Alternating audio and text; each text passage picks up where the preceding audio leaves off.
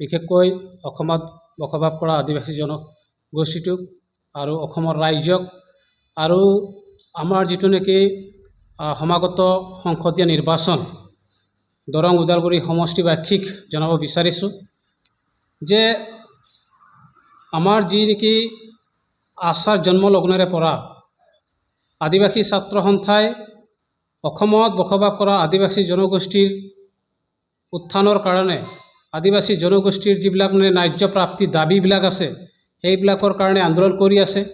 বিশেষকৈ অসমত বসবাস কৰা আদিবাসী জনগোষ্ঠীৰ জনজাতিকৰণৰ মৰ্যাদা প্ৰদান কৰা, তাৰোপৰি চাহ বাগিচাত কৰ্মৰত চাহ শ্ৰমিকসকলৰ দৈনিক মজুৰি 600 টকালৈ বৃদ্ধি কৰা, এই কথাবিলাক আমি কৈছিলোঁ আৰু আমাৰ লগে লগে চৰকাৰেও কৈছিল যে আচাৰ প্ৰত্যেকটো আন্দোলনৰ যিবিলাক দাবী সেই দাবীবিলাক পূৰণ কৰা হ'ব বুলি।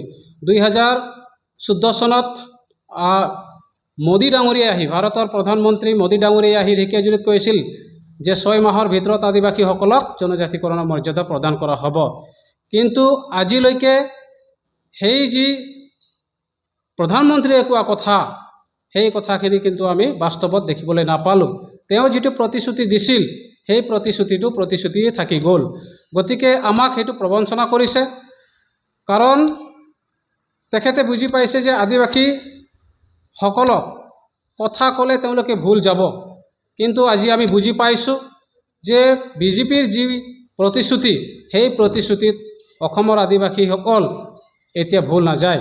গতিকে সমাগত যি সংসদীয় নিৰ্বাচন আৰু সেই নিৰ্বাচনত আদিবাসীসকলে চাহ শ্ৰমিকসকলে বিজেপিক প্ৰত্যুত্তৰ দিবৰ কাৰণে ৰেডি হৈ আছে আৰু ইয়াৰ লগে লগে আদিবাসী ছাত্ৰ সন্থায়ো বিজেপিক মানে প্ৰত্যুত্তৰ দিব এই আমাৰ যিটো সংসদীয় নিৰ্বাচনত।